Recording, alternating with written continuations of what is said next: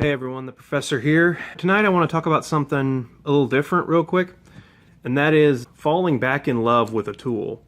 Now I'll be the first to admit that I didn't know that much about knives, and I wanted to carry a knife. I found this right here.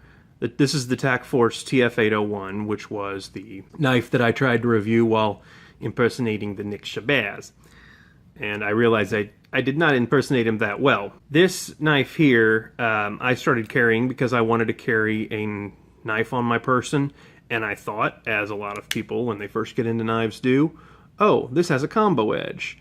I can use the serrations for cutting whatever I need to cut with serrations, and I still have a non-serrated portion of the blade. It's the best of both worlds.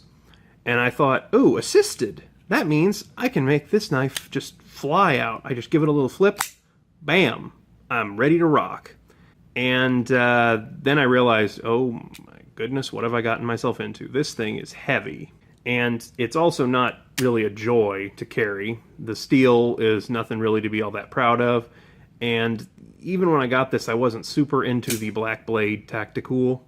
And I wanted to find a knife that was similar in design to this one, but lighter weight, with a better steel and less ridiculous looking. And the knife that I settled on eventually was this one. This is a Benchmade Griptilian in 154 cm by Mel Pardue. And I went with the one again that is a combo edge.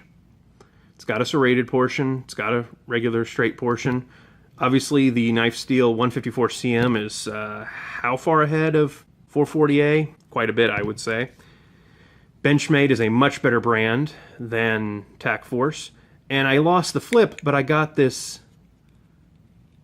axis lock action, which I thought this was the most awesome thing when I first got it, and I still like it. I really do.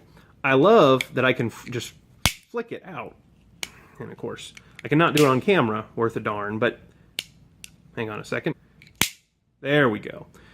Love how I can just flip it out and it locks, and then when I'm done with it, it just drops shut when I pull the axis back. But I carried this without really knowing too much about knives, knowing it was a decent knife.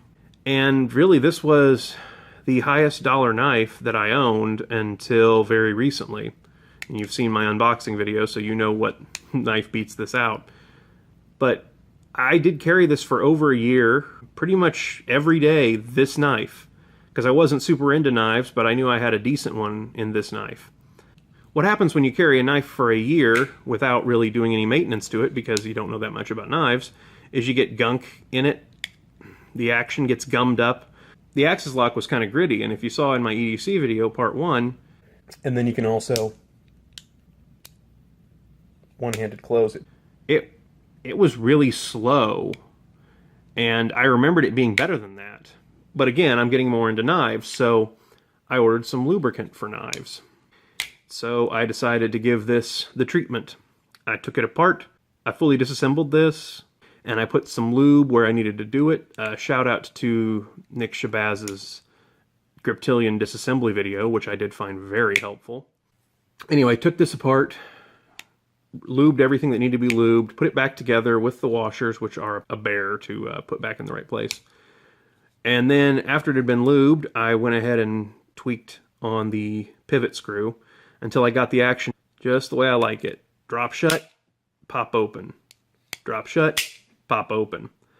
The axis lock is kind of the axis lock that I remember and fell in love with, maybe even better.